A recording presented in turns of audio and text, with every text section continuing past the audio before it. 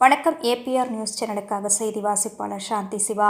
பழங்குடியின மாணவிகளுக்கு 1000 மிதிவெடிகள் வழங்கும் நிகழ்ச்சி சுதந்திர தினத்தன்று மெய்யூர் அரசு மேல்நிலைப் பள்ளியில் நடைபெற்றது. இந்தியாவில் உள்ள பழங்குடியின மாணவ மாணவிகள் தற்சமயம் பள்ளி சென்று கல்வி கற்க தொடங்கியுள்ளனர். இதில் ஒரு மாற்றம் நடந்து கொண்டிருக்கிறது. தமிழகத்தில் அரசு நடவடிக்கையால் பழங்குடியின மாணவர்கள் கல்வி கற்பதில் நல்ல முன்னேற்றம் ஏற்பட்டு வருகிறது.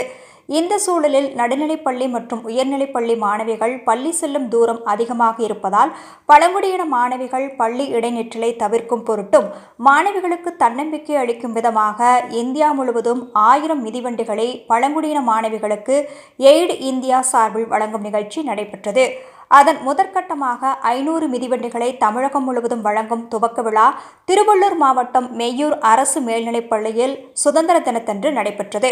அப்பள்ளியில் நடைபெற்ற துவக்க விழாவில் திருவள்ளூர் மாவட்டத்தைச் சேர்ந்த 20 பழங்குடியின மாணவிகளுக்கு மிதிவண்டிகளை எய்டு இந்தியா செயலாளர் முனைவர் பாலாஜி சம்பத், எய்டு இந்தியா நிர்வாகி கோமதி, ஊத்துக்கோட்டை காவல்துறை துணை கண்காணிப்பாளர் கே கணேஷ்குமார், தமிழ்நாடு மலைவாழ் மக்கள் சங்கத்தின் மாவட்ட செயலாளர் ஆர் தமிழரசு, ஒன்றிய கவுன்சிலர் தேன்மொழி ஏழுமலை, துணைத் தலைவர் மீனா பிரகாஷ், லலிதா பாலகிருஷ்ணன், பெற்றோர் ஆசிரியர் கழக பொருளாளர் கஜபதி, துணைத் தலைவர் ஆர் முருகன், டி டில்லி ஆகியோர் கலந்து கொண்டு மிதிவண்டிகளை வழங்கி மாணவிகளுடன் கலந்துரையாடினர்.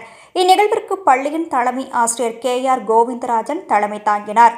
அனைத்து மாணவர்களுக்கும் நோட்டு மற்றும் எழுதுகோல் வழங்கினர்.